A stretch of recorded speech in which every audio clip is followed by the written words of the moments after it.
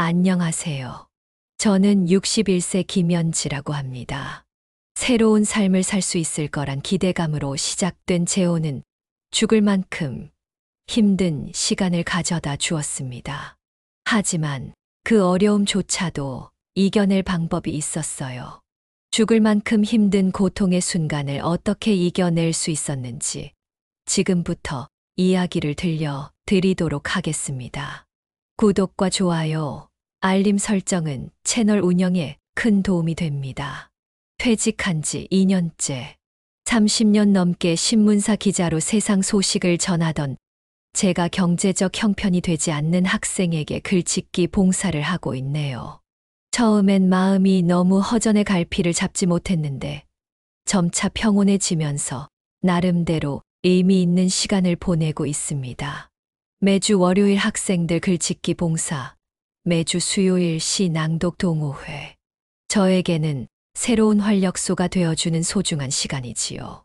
신문사에서 마감에 쫓겨 보낸 바쁜 일상과는 달리 여유롭고 차분한 일상입니다. 그날도 평소처럼 시 낭독 동호회에 참석한 수요일 오후였지요. 김소월의 진달래꽃을 함께 읽으며 각자의 생각을 나누는 시간이었지요. 동호회에 참여하는 사람들 대부분은 제 또래의 중년 여성들인데 그날따라 낯선 남성분 한 분이 오셨습니다. 단정한 세미 정장에 베레모를 쓴 품격 있어 보이는 분이었어요. 첫 인상부터 남달랐습니다. 앉아있는 자세에서 교양이 느껴졌고 목소리를 성우처럼 중후했지요. 안녕하세요. 박운성이라고 합니다. 오늘 처음 참석하게 되었는데 좋은 이야기 많이 나누었으면 합니다. 자기소개를 들어보니 사립대학에서 교수로 퇴직하셨다고 하더라고요. 전공은 토목공학 쪽이지만 문학과 철학에 많은 관심이 있다고 하셨습니다. 시를 낭독하실 때 섬세한 감정 표현은 참 인상적이었지요. 특히 진달래꽃의 마지막 구절을 읽을 때 그분의 목소리에 담긴 감정선은 제 마음을 깊숙이 건드렸습니다. 마치 오랫동안 잠들어 있던 간지러운 감정이 깨어나는 것만 같았어요. 낭독 시간이 끝난 후 다른 분들과 함께 차를 마시며 이야기를 나누는데 운성 씨와 자연스럽게 대화를 나눌 수 있게 되었답니다. 제가 기자 출신이라는 거 아시고 신문사 이야기부터 시작해 문학 작품까지 넓은 주제로 대화가 이어졌습니다. 이렇게 깊은 대화를 나눌 수 있는 사람 만나는 것이 어려운데 정말 반가웠어요. 요즘은 대부분 가벼운 이야기만 하려고 하는데 운성 씨는 달랐거든요. 연지 씨 목소리는 정말 듣기 좋으시네요. 너무 따뜻한 느낌이에요. 운성 씨의 말에 얼굴이 뜨거워졌습니다. 이 나이에 이런 감정을 느끼다니 저도 당황스러웠어요. 20년 넘게 혼자 지내면서 잊고 있었던 두근거림이었죠. 마치 20대 아가씨처럼 설레이는 마음을 억누를 수가 없었어요. 이런 감정을 다시 느낄 수 있을 거라고는 생각도 못했답니다. 그 후로 운성 씨는 매주 낭독 동호회에 참석했고 저희는 가까워지게 되었지요. 가끔은 동호회 모임이 마친 후 카페에서 차를 마시며 더 깊은 이야기를 나누기도 했습니다. 운성 씨는 항상 예의 바르고 신사적이었어요. 제 말은 끝까지 경청해 주었고 제가 어떻게 해야 할지 모를 때면 진심 어린 조언도 해 주었답니다. 특히 제가 신문사에서 겪었던 어려움을 말할 때는 공감해 주고 함께 아파해 주어 너무 고마웠어요. 그런 일상의 경험을 공유할 수 있는 사람이 있다는 것이 정말 위로가 되었습니다. 4개월 정도 지나니 저는 운성 씨에게 마음이 끌리고 있었어요. 같은 세대라는 공감대도 있었고 지적인 대화를 깊이 나눌 수 있다는 게 참 좋았지요. 오랜만에 느끼는 이 설렘을 부정하고 싶지 않았답니다. 혼자서는 느낄 수 없었던 그 따뜻함과 설렘을 다시 경험하게 될 거라는 희망이 생겼습니다. 연지 씨, 주말에 저희 집에 한번 놀러 오시겠어요? 제가 좋아하는 책을 보여드리고 싶어서요. 운성 씨의 제안에 저는 기쁘게 응했습니다. 새로운 인연에 대한 기대감의 마음이 행복해지고 있었거든요. 주말에 방문한 운성 씨 집은 생각보다 더 예뻤습니다. 외곽 지역에 있는 한옥 스타일의 전원주택은 보기만 해도 마음이 편해졌습니다. 대문에 들어서니 보이는 마당에는 직접 가꾼 화단과 작은 평상이 있었어요. 처마 밑에는 바람이 불 때마다 청아한 소리를 내는 풍경이 달려 있었죠. 마치 한 폭의 그림을 보는 듯 했습니다. 이런 곳에서 살고 있는 운성 씨가 부럽기도 했지요. 도시의 소음과 먼지에 찌든 저에게는 천국처럼 아름답고 편안해 보였답니다. 운성 씨, 집이 정말 멋져요. 이런 곳에 사시다니 너무 부러워요. 혼자 살기엔 너무 넓어 가끔 쓸쓸할 때도 있어요. 가끔 연지 씨 같은 분과 함께 있으면 얼마나 좋을까 생각하곤 했습니다. 운성 씨 말에 제 심장이 쿵쾅거리기 시작했어요. 이런 말을 직접적으로 듣게 될 줄을 몰랐거든요. 집 안으로 들어가니 더 놀라웠습니다. 벽면 가득 정리된 책들, 고풍스러운 골동품들, 그리고 예술 작품까지. 정말 교양 있는 분이구나 싶었지요. 특히 서재에 정리된 고전 문학 전집은 감탄밖에 나오지 않았죠. 이런 환경에서 산다면 매일 문화 생활을 누릴 수 있겠구나 싶었습니다. 연지 씨, 이 차는 제가 직접 우린 녹차예요. 몸이 따뜻해질 거예요. 드셔보세요. 운성 씨가 건네준 녹차에는 은은한 향이 났습니다. 맛도 깔끔하고 고급스러운 느낌이었지요. 차를 마시며 책 이야기, 작가 이야기, 취미 이야기를 나누는 시간은 참으로 행복하기만 했습니다. 이런 품격 있는 대화를 나눌 수 있다니 꿈을 꾸는 듯 했지요. 신문사에서 일할 때는 이런 여유로운 시간은 꿈에서만 가능한 일이었는데 말이에요. 그날 이후 운성 씨는 더욱 적극적으로 저에게 다가오기 시작했습니다. 매일 안부를 묻는 문자를 보내주었고, 좋은 공연이나 전시회가 있으면 함께 가자고 말해주었죠. 클래식 음악회에도 가고 미술관 관람을 가기도 했어요. 이런 문화 생활을 해본 지가 언제인지 기억도 나지 않는데, 좋은 사람과 함께하니 마치 젊은 시절로 돌아간 듯 마음이 설레었습니다. 그렇게 6개월 정도가 지났을 때 운성 씨는 저에게 프로포즈를 했습니다. 연지 씨, 저에게 남은 시간이 얼마나 있는지 모르겠지만 연지 씨와 함께 하고 싶습니다. 연지 씨의 인생도 책임지고 싶어요. 저와 함께 행복한 노후를 보내주시겠어요? 정말 진심이 담긴 고백에 눈물이 날 것 같았지요. 하지만 저에게도 마음을 정리할 시간이 필요했습니다. 이 나이에 다시 결혼을 한다는 건 쉬운 결정이 아니니까요. 운성 씨, 저에게 그렇게 말해줘. 너무 감사해요. 하지만 조금 더 생각할 시간이 필요해요. 기다려 주실 수 있으실까요? 저의 대답에 운성 씨는 흔쾌히 기다리겠다고 해 주었습니다. 늦은 나이에 만난 좋은 사람이라 놓치기가 아깝다는 마음도 있었지만 제가 지금 결혼을 해 잘 살 수 있을까 하는 걱정도 있었어요. 그래서 친구 혜미에게 상의를 하기로 했습니다. 혜미는 정신과 의사로 일하다 퇴직한 친구라 사람을 보는 눈이 있을 거라 생각했거든요. 제 친구 중에는 가장 믿을 만한 사람이기도 했고요. 연지야, 정말 좋은 사람 같아. 교수로 퇴직했으니 사회적 지위도 있고 남편과 사별하고 혼자 있는 게 걱정됐는데 지금이라도 좋은 사람 만난 것 같아 다행이야. 혜미의 말에 용기를 얻어 저는 운성 씨의 청혼을 받아들이기로 했습니다. 결혼식은 조촐하게 치렀어요. 양가의 형제, 자매와 자녀들만 모여 따뜻한 분위기로 진행됐습니다. 늦은 나이에 결혼이라 부담스럽기만 했는데 모든 분들이 축복해 주셔서 참 감사했어요. 특히 운성 씨가 준비한 결혼식 이벤트는 너무 감동적이었습니다.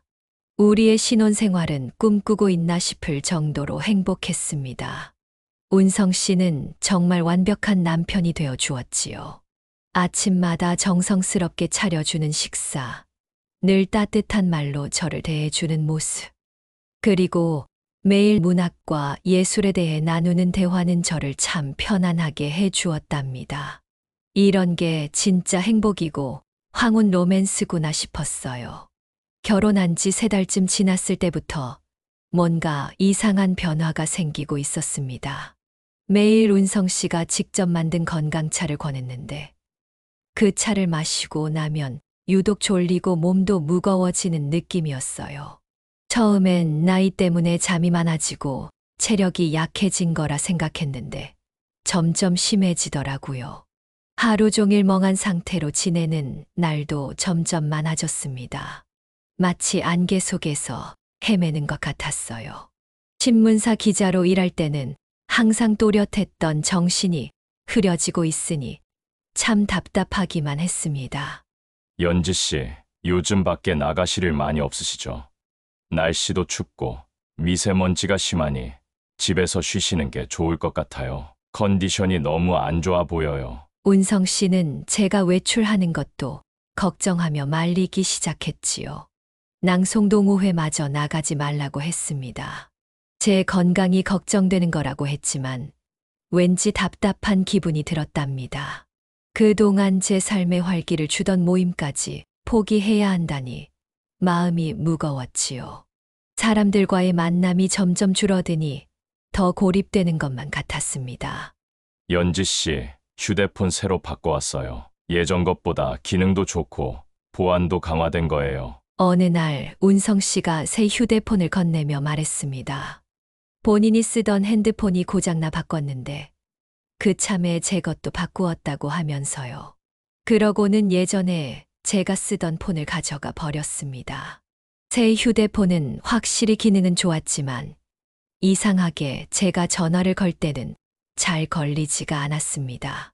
특히 혜미에게 전화를 걸려고만 하면 자꾸 끊어져 버렸어요.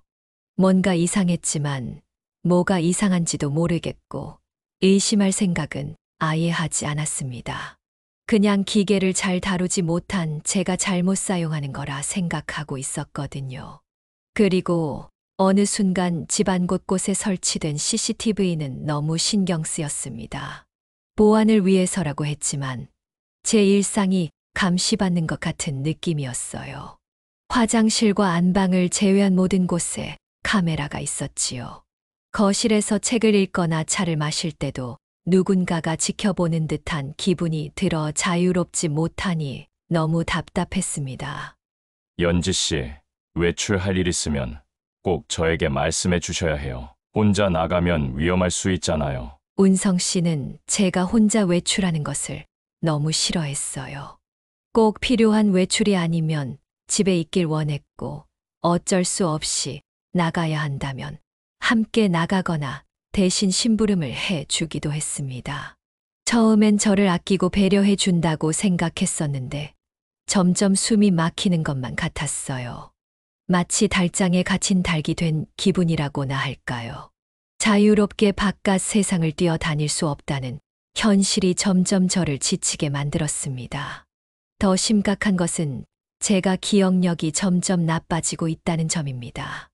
어제 한 일도 기억이 나지 않기도 하고 방금 뭘 가지러 주방에 갔는지 조차 잊어버리는 일이 자주 있었습니다. 스스로 감정 조절도 힘들게 되어 사소한 일에도 울어버리거나 반대로 아무 감정도 느끼지 못하는 공허함에 빠지기도 했어요. 이런 제 상태가 정상적이지 않다는 걸 알고 있으면서도 어떻게 해야 할지 몰라 힘든 시간만 보내고 있었습니다. 연지 씨 건강이 제일 중요해요. 마음 편히 가져요. 매일 건강차를 드시면 몸이 회복될 거예요. 운성 씨는 제 건강을 정말 염려해 주는 것 같아 고마웠지요. 매일 다른 종류의 건강차를 만들어 권해 주었답니다. 맛도 좋고 건강에도 좋다고 하니 열심히 마셔왔는데 이상하게 차를 마신 후엔 더 기분이 가라앉았습니다. 뭔가 이상하다는 생각이 들었지만 운성 씨를 의심하기엔 저를 걱정하는 마음이 진심으로 느껴졌어요.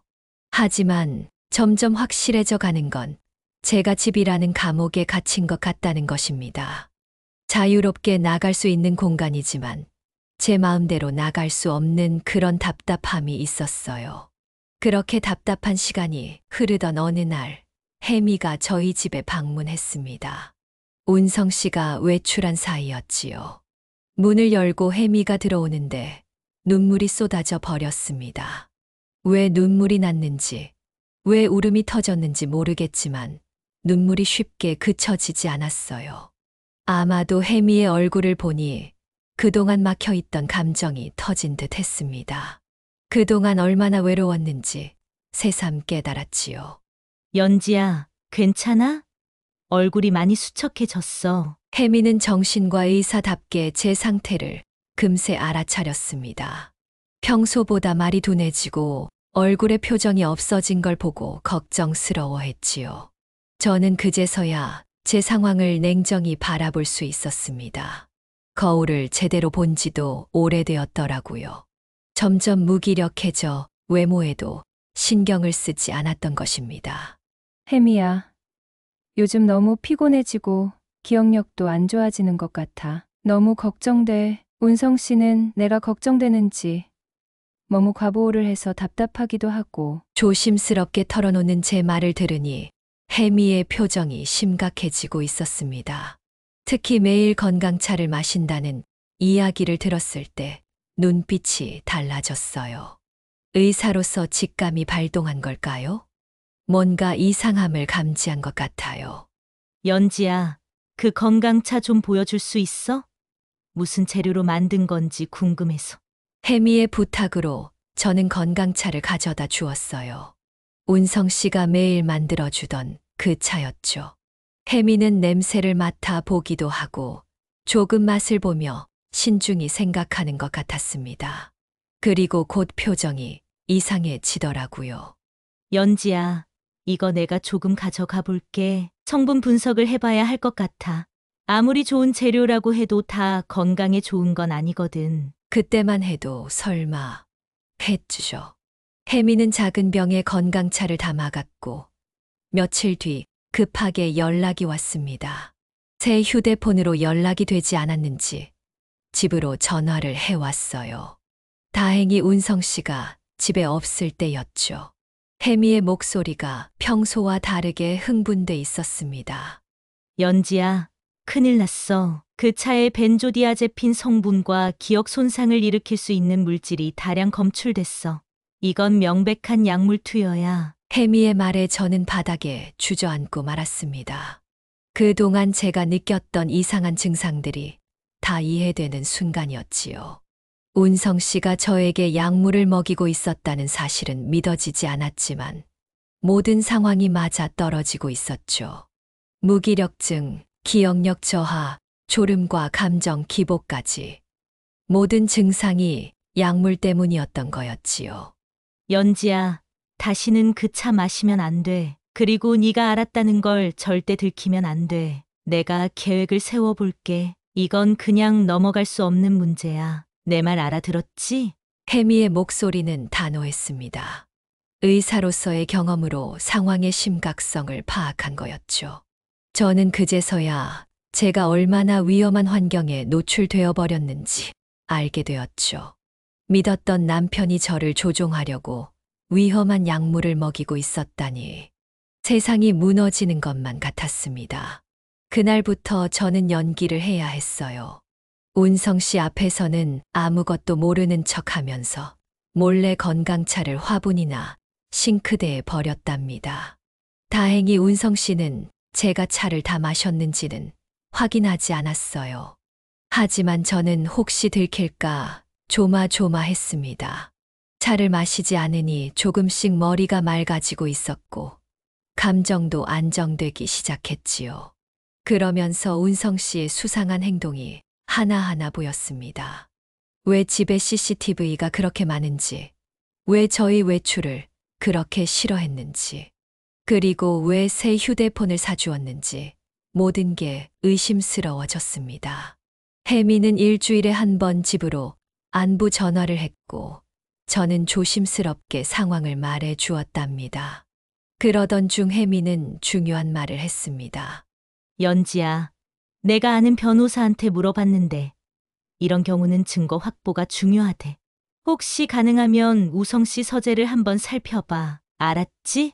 저는 적당한 때를 기다리고 있었습니다. 마침 운성 씨는 일본으로 학회를 간다고 했고 저에게 기회다 생각했지요. 그동안 굳게 잠겨 있던 서재문을 열어볼 수 있는 기회였답니다. 운성 씨를 공항에서 마중한 후 저는 집으로 돌아와 서재로 향했습니다. 마음이 쿵쾅거렸지만 진실을 알아야 했기에 용기를 냈습니다. 이제 약물의 영향에서 벗어나야겠다는 절박함이 저를 움직이게 했습니다. 서재문은 잠겨 있었지만 열쇠는 쉽게 찾을 수 있었어요. 운성 씨는 침실 서랍에 무엇인가를 항상 숨겨 놓았거든요. 떨리는 손으로 서재 문을 열었을 때 저는 온몸이 굳어지고 말았습니다. 제가 상상하지 못한 끔찍한 현실을 보고야 말았어요. 벽면 한쪽에는 여러 사진들이 정리가 돼 있었고 사진 밑에는 날짜와 메모가 적혀 있었습니다. 대상 1호, 대상 2호, 대상 3호, 대상 4호. 제일 마지막에 대상 4호는 제 사진이었습니다. 저를 실험 대상으로 보고 있었던 거였어요. 사람이 아니라 실험용 쥐처럼 말이에요. 책상에는 두꺼운 파일이 있었습니다.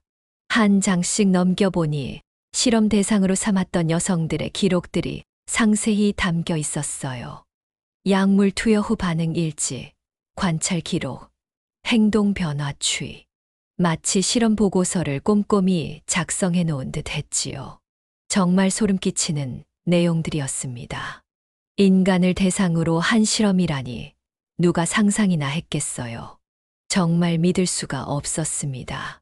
대상 1호, 김명희 56세, 전직 교사, 약물 투여 후 12주 만에 완전 통제 상태 도달, 심장마비로 사망. 대상 2호, 박순미 60세, 전직 간호사, 약물에 대한 저항심이 보임, 투여량 증량 후 우울증 심화, 자살로 사망. 대상 3호, 최미숙 55세, 전직 세무사, 18개월간 완전 통제 후 약물 과다 투여로 사망. 파일을 읽으면 읽을수록 온몸에 소름이 돋았습니다.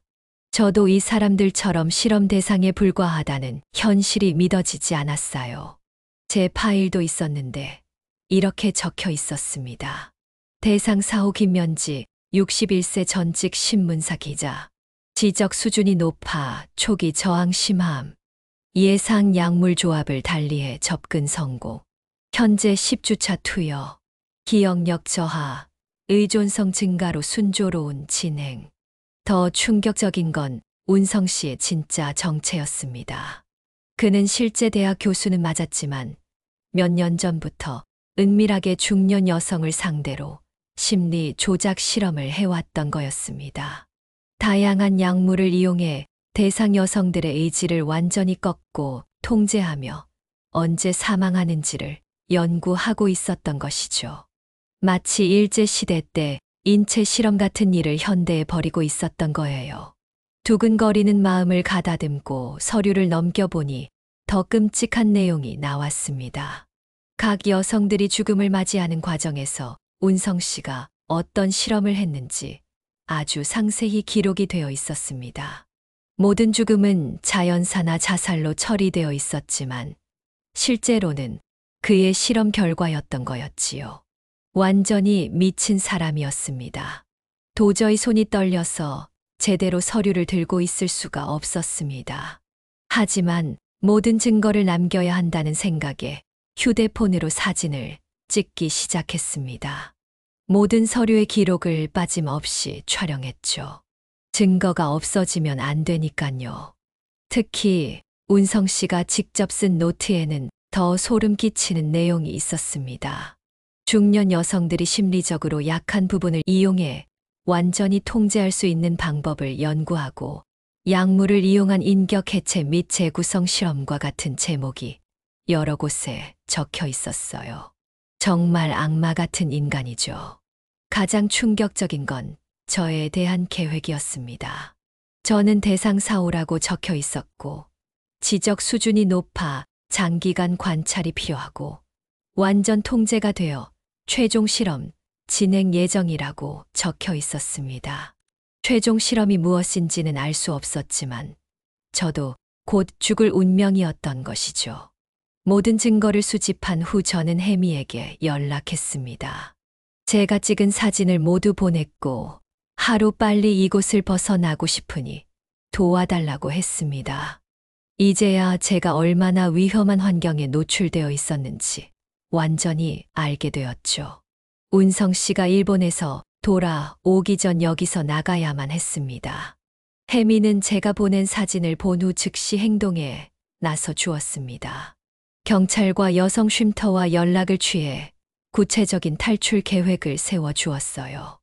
다행히 운성 씨의 출장은 3일이나 남아 있어 시간은 충분했지요. 하지만 시간이 많다고 해서 안심할 수는 없었습니다. 운성 씨가 언제 돌아올지는 모를 일이거든요. 연지야, 운성 씨가 돌아오기 전에 무조건 나와야 해. 그 사람이 돌아오면 더 위험해질 거야. 혜미의 목소리에는 간절함이 담겨 있었습니다. 의사로서 제가 겪고 있는 일의 심각성을 누구보다 잘 알고 있을 테니 말이죠. 저 역시 하루빨리 이 악몽에서 벗어나고 싶을 뿐입니다. 하지만 너무 무서웠습니다. 만약에 운성 씨가 우리 계획을 눈치채기라도 한다면 어떻게 될지 상상만 해도 끔찍했어요. 서재로 들어가기 전 CCTV 선을 끊어놓은 것도 들키면 안 될 일이었습니다. 증거를 모두 모은 후 CCTV를 고쳐두었습니다. 일본에서 CCTV가 고장난 걸 알기라도 하면 큰일이죠. 저는 탈출을 위해 빨리 움직여야만 했습니다.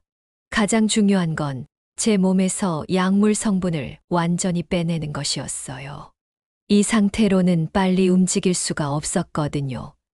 혜미가 알려준 해독제를 먹고 물을 많이 마셨습니다. 점점 머리가 맑아지고 있었고 판단력도 돌아왔습니다. 동시에 운성 씨에 대한 분노가 커져만 갔어요. 연지야, 여성 쉼터에서 직접 데리러 가실 거야. 노인복지사로 위장해서 방문할 거니깐 안심하고 있어. 혜미는 정교하게 계획을 세워 주었습니다. 혹시 운성 씨가 CCTV로 확인하고 있을 것을 염려해 노인복지사로 위장해 방문해 주기로 했어요. 탈출 당일 우리는 최대한 자연스럽게 행동했습니다. 하지만 속으론 얼마나 떨렸는지 몰라요. 가슴은 터질 것 같았고 다리는 떨려 제대로 걷기가 힘들었어요. 그래도 이번이 마지막 기회라 여기고 놓치면 안 되니 용기를 내보았습니다. 제 인생을 다시 찾기 위해서는 반드시 해야 하는 일이었으니까요. 오후 1시쯤 초인종이 울렸습니다. 미리 약속된 시간이었어요. 문을 열어보니 정장을 깔끔하게 차려입은 중년 여성이었습니다. 복지센터 직원이라고 소개해 주었지요. 연기가 정말 자연스러웠습니다. 안녕하세요. 저희가 이 지역에 거주하시는 어르신 생활 상태 조사를 하고 있어요. 잠시 인터뷰 하실 수 있을까요? 네. 물론이죠. 들어오세요. 자연스럽게 집 안으로 들어온 복지사분은 제게 조심스레 작은 메모지를 건넸습니다. 지금 바로 나오세요. 빈손으로 나오셔도 됩니다. 라고 적혀 있었습니다. 저는 입고 있는 옷 그대로 휴대폰과 핸드백 하나만 들고 따라 나섰어요. 집에 있던 물건들은 하나도 가져오지 못했지만 제가 안전히 그 집을 떠나는 게 우선이었죠. 저는 차에 타자마자 안도의 한숨과 눈물이 나왔습니다. 드디어 그 지옥 같은 공간에서 벗어났다는 생각을 하니 마음이 풀려버렸어요.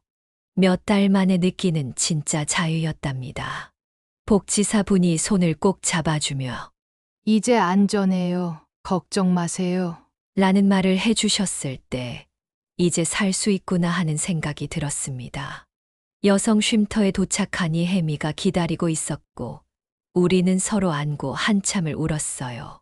그동안 얼마나 무서웠고 외로웠는지 모든 감정이 한꺼번에 쏟아져 나와 버렸지요. 혜미도 제가 무사히 나온 것을 보고 안심했습니다. 연지야, 아직 끝난 건 아니야. 이 증거로 운성 씨를 반드시 처벌받게 해야 해. 혜미 말에 저는 고개를 끄덕였습니다. 단순히 도망친 걸로는 안 되는 것이지요. 운성 씨가 다른 여성들에게 똑같은 짓을 하지 못하게 막는 일도 제가 해야만 하는 일이었습니다. 그리고 이미 희생된 여성들을 위해서라도 진실을 밝혀야만 했지요. 여성 쉼터에서 이틀을 보낸 후 저는 경찰서에 정식으로 고발장을 접수했습니다. 증거로 모은 모든 자료를 제출하면서 운성 씨의 범죄 행위를 상세히 진술했어요. 담당 형사님도 이런 사건은 처음이라며 놀라워할 지경이었지요.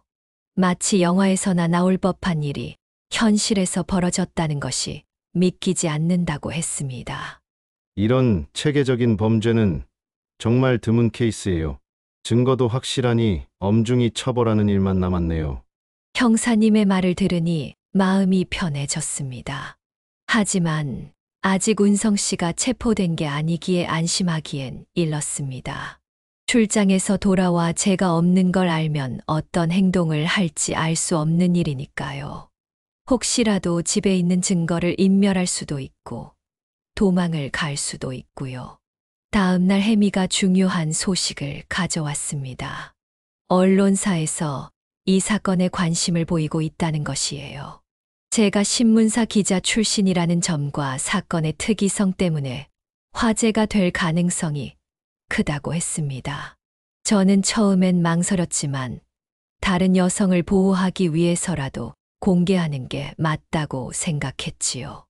연지야, 방송에 나가도 괜찮겠어. 쉬운 결정이 아닐 텐데. 혜미야, 괜찮아. 계속 숨어 지낼 수는 없잖아. 그리고 다른 피해자가 없으려면 이런 일이 있다는 걸 알려야 해. 저는 취재를 위해 온 기자와 떨리는 만남을 했습니다. 오랜만에 기자를 만나니 예전 생각이 나더라고요.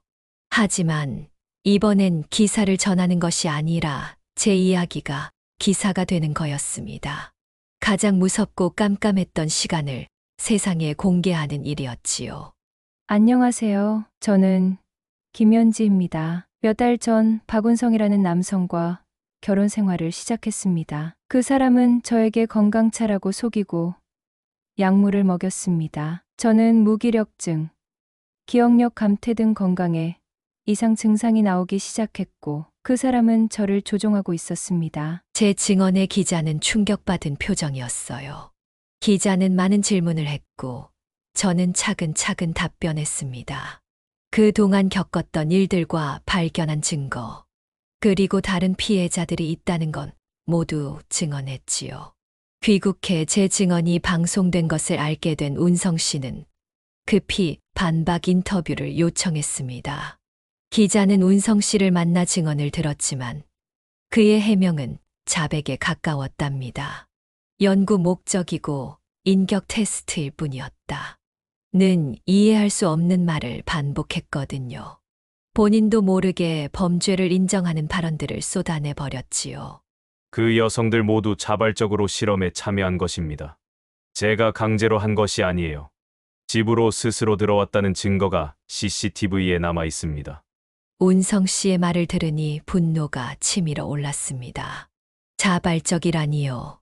그렇게 주장했음에도 그의 주장은 받아들여지지 않았을 뿐 아니라 범죄를 입증하는 증거로 활용되기까지 했습니다. 결국 운성 씨는 체포되었습니다.